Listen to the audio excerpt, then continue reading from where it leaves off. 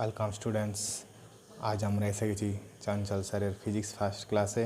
আজকে আমরা স্থির তড়িতের মধ্যে তড়িৎ ফ্লাক্স, গাউসের উপপাদ্য এবং তার প্রয়োগ সম্বন্ধে কিছু পড়ব।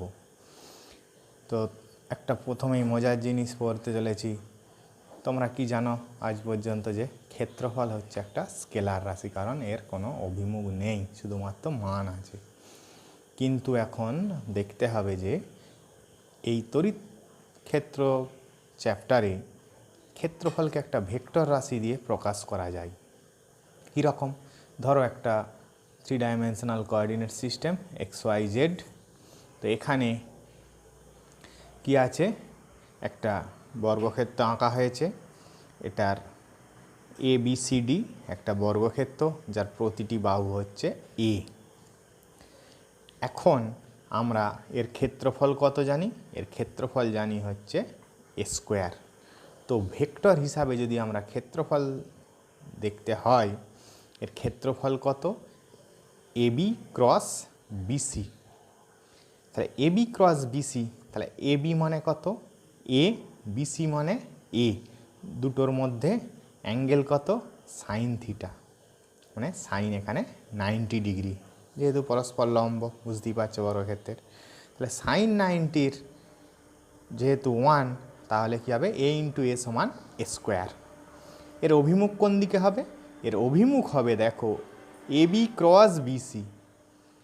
ABর সঙ্গে যদি BC ক্রস প্রোডাক্ট করি, তাহলে এটা হয় ধনাত্মক জেড অ্যাক্সিস অথবা ঋণাত্মক জেড অ্যাক্সিস বরাবর হবে। অর্থাৎ এর যে একক ভেক্টর, সেটার অভিমুখ হবে কোন দিকে? কে ক্যাপ অথবা মাইনাস কে ক্যাপ। তাহলে দেখো, এই যে ক্ষেত্রফলটা, এর অভিমুখ কোন দিকে হচ্ছে? এই তলটার সঙ্গে অভিলম্ব হবে। কিন্তু একটা মজার জিনিস, দৈর্ঘ্য বা আয়তন এগুলো কিন্তু স্কেলার রাশি হয়। সাধারণত আয়তন তো অবশ্যই স্কেলার রাশি হবে।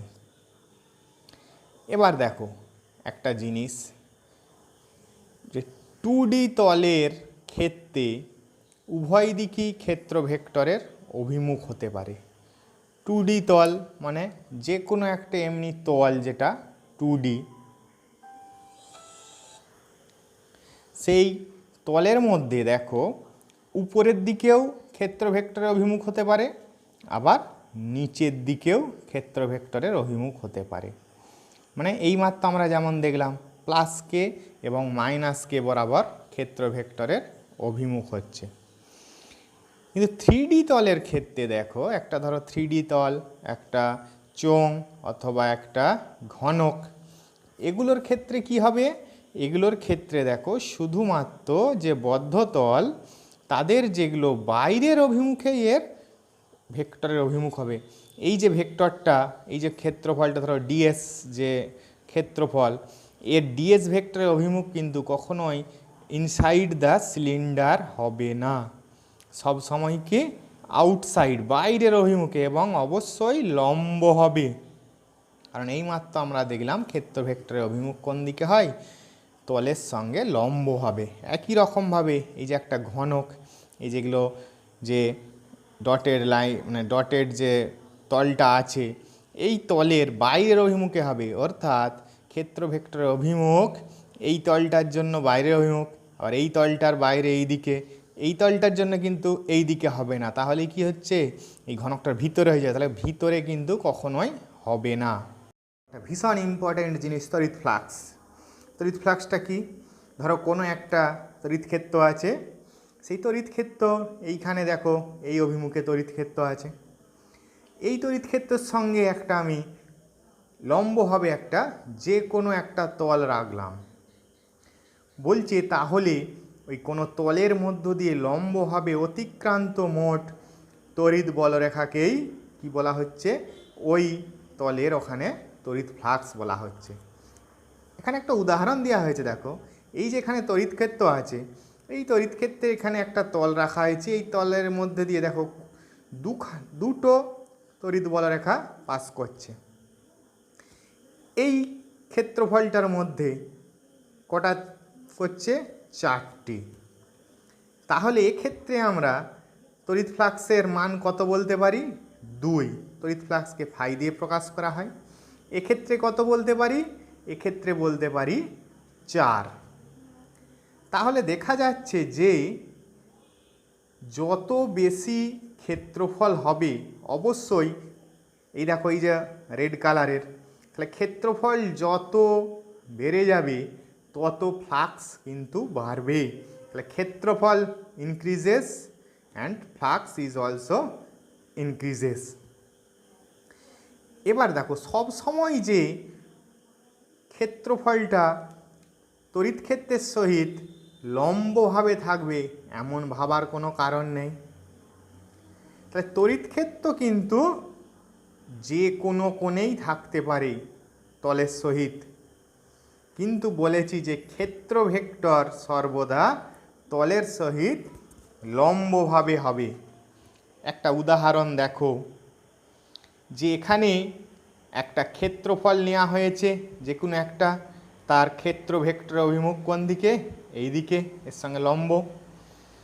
এই ক্ষেত্র ভেক্টরের সঙ্গে থিটা কোণে এখানে তড়িৎ ক্ষেত্র ক্রিয়াশীল। তাহলে এই লম্ব অভিমুখে অর্থাৎ ক্ষেত্র ভেক্টর বরাবর এই ই এর উপাংশ কত? ই কস থিটা। আর তড়িৎ ক্ষেত্রের সঙ্গে সমান্তরালে ই এর উপাংশ ই সাইন থিটা। তাহলে আমরা এখন এই তড়িৎ ক্ষেত্রের মধ্যে যে তড়িৎ ফ্লাক্স যে ফাই, সেটাকে আমরা কি লিখতে পারি? ই এ কস থিটা। কেন এরকম হলো? কারণ এই গোটা ক্ষেত্রফলটার মান হচ্ছে এ, আর এই দিকে ই এর অভিমুখ হচ্ছে ই কস থিটা। তাহলে হয়ে গেল ফাই সমান ই ডট এ। তাহলে এখান থেকে বোঝা যাচ্ছে যে তড়িৎ ফ্লাক্স হচ্ছে একটি স্কেলার রাশি। এবারে ধরো যে কোনো এক রকমের একটা তল কল্পনা করা হলো। তাহলে এই ধরো একটা যে কোনো একটা তল, এই যে কোনো একটি তলে এখানে একটা ক্ষুদ্র একটা ক্ষেত্রফল ডিএস ধরা হয়েছে। তাহলে এই ডিএস ক্ষেত্র ভেক্টরের অভিমুখ এইটার সঙ্গে লম্ব, আর এর সঙ্গে থিটা কোণে তড়িৎ ক্ষেত্রের অভিমুখ। তাহলে এই ক্ষুদ্র অংশের দরুন যে ক্ষুদ্র তড়িৎ ফ্লাক্স অর্থাৎ ডি ফাই, সেটাকে কী লেখা যাবে? ই ডট ডিএস বা ইডিএস কস থিটা। তাহলে এই সমগ্র তলের দরুন তড়িৎ ফ্লাক্স কত হবে? ফাই সমান ইন্টিগ্রেশন, ডবল ইন্টিগ্রেশন কেন? এখানে ক্ষেত্র ইন্টিগ্রেশন, তাই জন্য ডবল ইন্টিগ্রেশন, দৈর্ঘ্য প্রস্থ ই ডট ডিএস বা ইন্টিগ্রেশন ই এন, এন কেন? নর্ম্যাল মানে লম্ব। তাহলে ই এর লম্ব উপাংশ কোন বরাবর? ডিএস বরাবর। মানে ই এর লম্ব উপাংশ বলতে এখানে ক্ষেত্রফলের উপর ই এর লম্ব উপাংশ। তাহলে ক্ষেত্রফলের সঙ্গে লম্ব হবে ই এর উপাংশ, এটাই বলা হয়েছে ই নর্ম্যাল। এবার কয়েকটা বিশেষ ক্ষেত্র দেখব। কি বিশেষ ক্ষেত্র? যদি থিটা 0 ডিগ্রি হয় তাহলে কি হবে? ফাই সমান ই ইন্টু এস, কারণ কস 0 মানে 1, এটা ম্যাক্সিমাম ভ্যালু এর। যদি থিটা 90 ডিগ্রি হয় তাহলে ফাই সমান কি হবে? 0, এটা মিনিমাম। অর্থাৎ ক্ষেত্রফলের সঙ্গে যদি লম্বভাবে তড়িৎ ক্ষেত্র থাকে তাহলে কি হবে? ফাইয়ের মান ম্যাক্সিমাম হবে। এবং যদি ক্ষেত্রফলের সঙ্গে এই যে ক্ষেত্রফলটা আছে এটার সঙ্গে যদি সমান্তরালে ই এর মান থাকে তাহলে কিন্তু কোনো বলরেখায় ওই ক্ষেত্রফলের মধ্য দিয়ে পাস করবে না, তাই এখানে তড়িৎ ফ্লাক্স হয়ে যাবে 0। এর একক কি হবে? এর একক হবে ই এর একক ইন্টু ক্ষেত্রফলের একক। ই এর একক কি? Newton per coulomb into metre square, বা আর একটা একক হতে পারে ভোল্ট ইন্টু মিটার। মাত্রা কি হবে? ই এর মাত্রা ইন্টু ক্ষেত্রফলের মাত্রা, তাহলে হয়ে গেল M L Q T minus three I minus O. আমরা জানবো স্থির তড়িতের ভীষণ একটা ইম্পর্টেন্ট বিষয় যার নাম গাউসের উপপাদ্য। গাউসের উপপাদ্য কি বিষয়ে? এটা হচ্ছে তড়িৎ ফ্লাক্স বিষয়ে। এবার হচ্ছে আমরা খুব সহজে তড়িৎ ফ্লাক্সের মান বের করব। কিভাবে দেখো, গাউসের উপপাদ্যের আগে বিবৃতিটা দেখি।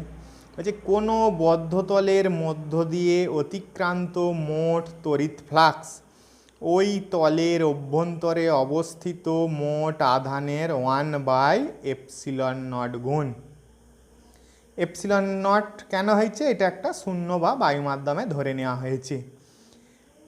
তাহলে আমরা এইমাত্র জেনেছি তড়িৎ ফ্লাক্স কত, ইন্টিগ্রেশন ই ডট ডিএস। এখানে কি করা হয়েছে? Close integral. ক্লোজ ইন্টিগ্রাল কেন? এখানে তলটা নেওয়া হয়েছে বদ্ধ তল। তাহলে এই মোট তড়িৎ ফ্লাক্স এটার মান কত?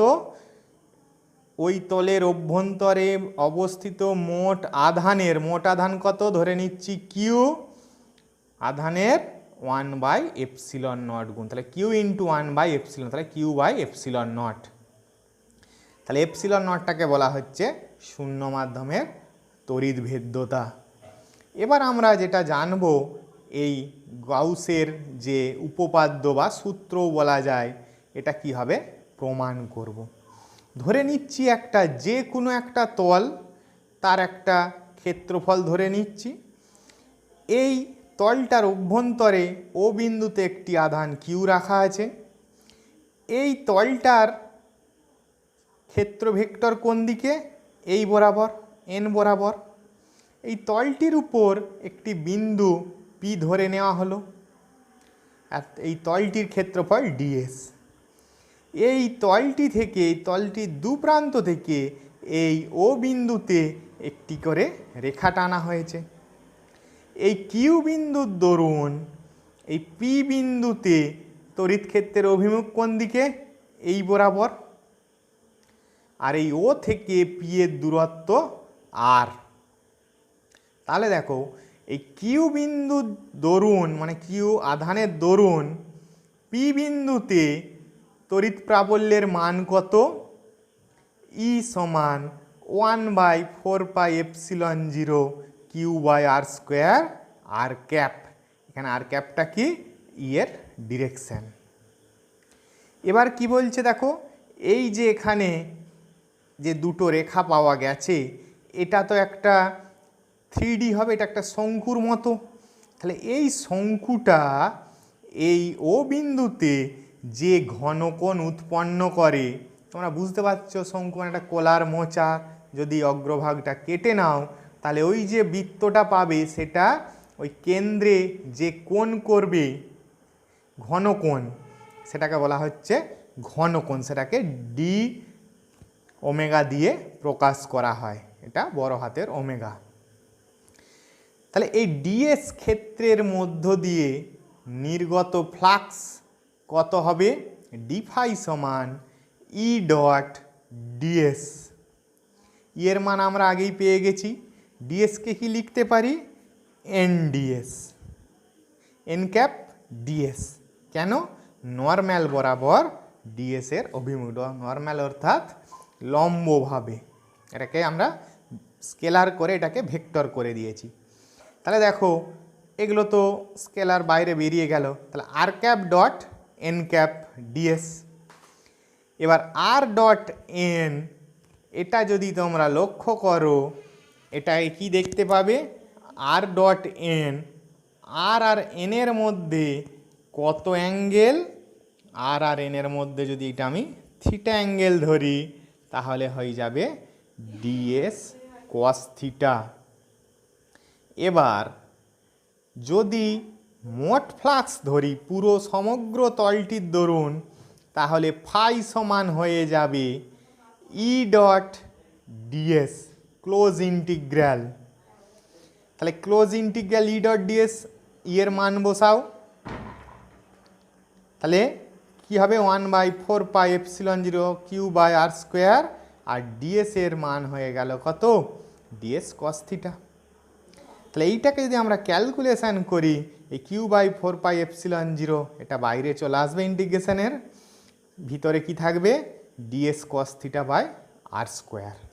তাহলে এই ds cos theta by r square এইটা কি আমরা বলবো কি ও বিন্দুতে ds ক্ষেত্র দ্বারা ঘনকোণ অর্থাৎ ডি ওমেগা। আবার আমরা জানি ক্লোজ ইন্টিগ্রাল ডি ওমেগা সমান 4π, এটা প্রমাণ করা যায়, এই প্রমাণ তোমাদের সিলেবাসে নেই। তাহলে এই 4π আর 4π কেটে গেল, হয়ে গেল কি q/ε0। তাহলেই বুঝতে পারছো টোটাল যে ফাইয়ের মান হয়ে গেল এটা হয়ে গেল q/ε0, অর্থাৎ গাউসের উপপাদ্যটি প্রমাণ হলো। গাউসের উপপাদ্যের প্রয়োগ, তো গাউসের উপপাদ্য প্রয়োগ করতে গেলে যে কোনো একটা পরিবাহীতে যে আধানের বণ্টন সেটা অবশ্যই সুষম হতে হবে, কারণ গাউসীয় একটা তল কল্পনা করতেই হবে, সেই গাউসীয় তলটাকে প্রতিসম হতে হবে, অর্থাৎ তলের প্রতিটি বিন্দুতে তড়িৎ ক্ষেত্র প্রাবল্যের অভিমুখ অবশ্যই সমান হতে হবে। তাহলে আমরা ফার্স্ট যে এক্সাম্পলটা পড়ব সেটা কি সুষমভাবে আহিত দীর্ঘ ঋজু পরিবাহীর দরুন কোনো বিন্দুতে তড়িৎ ক্ষেত্র প্রাবল্য। তো এখানে আমরা অসীম দৈর্ঘ্যের একটি ঋজু পরিবাহী তার নিয়ে নিলাম, এতে কি করা হয়েছে ধনাত্মক তড়িতাধানে আহিত করা হয়েছে। তাহলে ধনাত্মক তড়িতাধান থেকে তড়িৎ ক্ষেত্র প্রাবল্যের অভিমুখ কোন দিকে হবে বাইরের দিকে অবশ্যই। তো আমরা এখান থেকে এই পরিবাহী তার থেকে আর দূরত্বে পি বিন্দুতে তড়িৎ ক্ষেত্র প্রাবল্যের মান নির্ণয় করব। তো কিভাবে করব, এই আর কে কেন্দ্র করে এল দৈর্ঘ্যের একটি চোঙ অঙ্কন করিলাম, এই চোঙটি হচ্ছে গাউসীয় তল হিসাবে কাজ করবে। এবারে দেখো এই যে গাউসীয় তল হিসাবে কাজ করলো এর কটা ক্ষেত্রফল পাওয়া যাচ্ছে, তিনটে ক্ষেত্রফল পাওয়া যাচ্ছে, একটা তল 1 নম্বর, 2 নম্বর তল আর এটা পার্শ্বতল। এই তিনটে তলের মধ্যে আমরা এর মান ক্যালকুলেশান করব। তো আমরা ধরে নিচ্ছি যে এই যে পরিবাহীটির প্রতি একক দৈর্ঘ্যে আধানের মান হচ্ছে ল্যামডা। তাহলে আধানের মান যদি ল্যামডা হয় তাহলে দেখো এখানে এই যে দুটো তল 1 নম্বর আর 2 নম্বর, এই তল দুটির অভিমুখ কোন দিকে, মানে ক্ষেত্র ভেক্টর কোন দিকে, এর সঙ্গে লম্ব অভিমুখে। এই লম্ব অভিমুখে হওয়ার দরুন এই তল দুটির মধ্য দিয়ে কিন্তু কোনো রকম তড়িৎ ফ্লাক্স নির্গত হচ্ছে না। তাহলে তড়িৎ ফ্লাক্স কোন দিকে নির্গত হবে, শুধুমাত্র কিন্তু এই পার্শ্ব তল অর্থাৎ এই 3 নম্বর তল দিয়েই তড়িৎ ফ্লাক্স নির্গত হবে। তাহলে দেখো আমরা লিখতে পারি, কি লিখতে পারি, E1 সমান E2, যেহেতু কোনো ফ্লাক্স নির্গত হচ্ছে না তাহলে এই দুটো হয়ে যাবে কি 0। তাহলে বাকি ফ্লাক্স কোন দিকে হবে, বাকি ফ্লাক্স হবে E3 সমান close integral E dot ds। এখানে পার্শ্বতলের ক্ষেত্রফলের সূত্র কি 2πRL। তাহলে গাউসের সূত্রানুযায়ী হয়ে গেল E ইন্টু 2πRL সমান Q এনক্লোজড বাই ε0। তাহলে E সমান লেখা যায় 1/2πRL ইন্টু Q এনক্লোজকে কি লেখা যায় ল্যামডা এল। কেন, এল দৈর্ঘ্যের চোঙ আর একক দৈর্ঘ্যে আধান থাকে ল্যামডা, তাহলে মোট আধান কত ল্যামডা এল। এটা সমান লেখা যায় 1/4πε0 2 ল্যামডা বাই আর। তাহলে এখানে অবশ্যই এর অভিমুখ আগেই দেখেছি আমরা ছবিতে যে ব্যাসার্ধ বরাবর বাইরের দিকে, এজন্য দেখো যদি একটা গ্র্যাফ আঁকি আবার এখান থেকে কি দেখতে পাচ্ছি ই সমানুপাতিক 1/r। তাহলে যদি ই ভার্সেস আর একটা গ্র্যাফ অঙ্কন করি তাহলে চোঙের ডান দিকে এই ধরনের একটা গ্র্যাফ হবে এবং বাম দিকে এই ধরনের একটা গ্র্যাফ হবে। আমরা সেকেন্ড এক্সাম্পল দেখব যে সুষমভাবে আহিত পাতলা গোলীয় খোলক বা ফাঁপা গোলকের জন্য কোনো বিন্দুতে তড়িৎ ক্ষেত্র প্রাবল্য। তো পাতলা গলীয় খোলক বা ফাঁপা গোলক। তো আমরা আগেই জেনে গেছি যে আধান কোথায় অবস্থান করে, আধান কিন্তু সর্বদা পরিবাহীর বাইরের পৃষ্ঠে অবস্থান করে। তাহলে যদি বাইরের পৃষ্ঠে অবস্থান করে, তাহলে আমরা যদি ধরে নিই যে আর ব্যাসার্ধের একটি গলীয় খোলক যার আধানের তলমাত্রিক ঘনত্ব কত, সিগমা, তাহলে খোলকের মধ্যে মোট কত আধান আছে, এই খোলকটির বাইরের পৃষ্ঠের ক্ষেত্রফল অর্থাৎ 4πr² ইন্টু সিগমা। এবার কতকগুলি কেস হতে পারে। কি কেস, যে খোলকের আমরা বাইরের কোনো বিন্দুতে তড়িৎ ক্ষেত্র প্রাবল্য নির্ণয় করব। তাহলে বাইরের কোনো বিন্দুতে যদি নির্ণয় করতে হয়, ধরো এখানে খোলকটি আর ব্যাসার্ধের আছে, এটা ধনাত্মক আধানে আহিত আছে, তাহলে ই এর মান কি হবে, এই কেন্দ্র থেকে ব্যাসার্ধ বরাবর বহির্মুখী। এই কেন্দ্র থেকে ছোট আর দূরত্বে পি বিন্দুতে তড়িৎ ক্ষেত্র প্রাবল্যের মান নির্ণয় করতে হবে। তাহলে আমি কি করব, এই পি বিন্দু দিয়ে ওকে কেন্দ্র করে আর ব্যাসার্ধের একটি গাউসীয় তল, যে ডটেড লাইন, একটি গাউসীয় তল কল্পনা করলাম। আর এখানে একটা ছোট ক্ষেত্রফল ধরে নেওয়া হয়েছে ডিএস। তাহলে মোট যে তড়িৎ ফ্লাক্স হবে সেটার মান কত হবে, গাউসীয় সূত্রানুযায়ী দেখো, close integral E dot DS সমান কিউ ইনসাইড বাই এপসিলন 0। এখানে ই এর অভিমুখ কি, এই তলের সঙ্গে লম্ব বরাবর, এবং এই যে ক্ষেত্রফলটা ধরেছি ডিএস, এই ক্ষেত্রফলটারও ক্ষেত্র ভেক্টর কিন্তু ই অভিমুখেই, অর্থাৎ দেখো ই ডিএস দুটোর মধ্যে অ্যাঙ্গেল 0, তাই ই ডিএস কস 0 ডিগ্রি। কিউ ইনসাইড আগেই জেনে গেছি, মোট কত আধান আছে এর মধ্যে, 4πr² into sigma by epsilon. তাহলে ইটা যদি বাইরে বের করে দিই, ই ডিএস সমান 4πr² সিগমা বাই এপসিলন 0।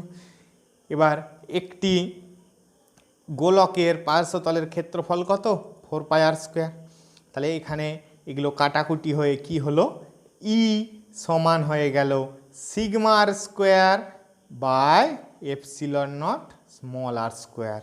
এর অভিমুখ কোন দিকে, ওপি বরাবর, অর্থাৎ কেন্দ্র বহির্মুখী।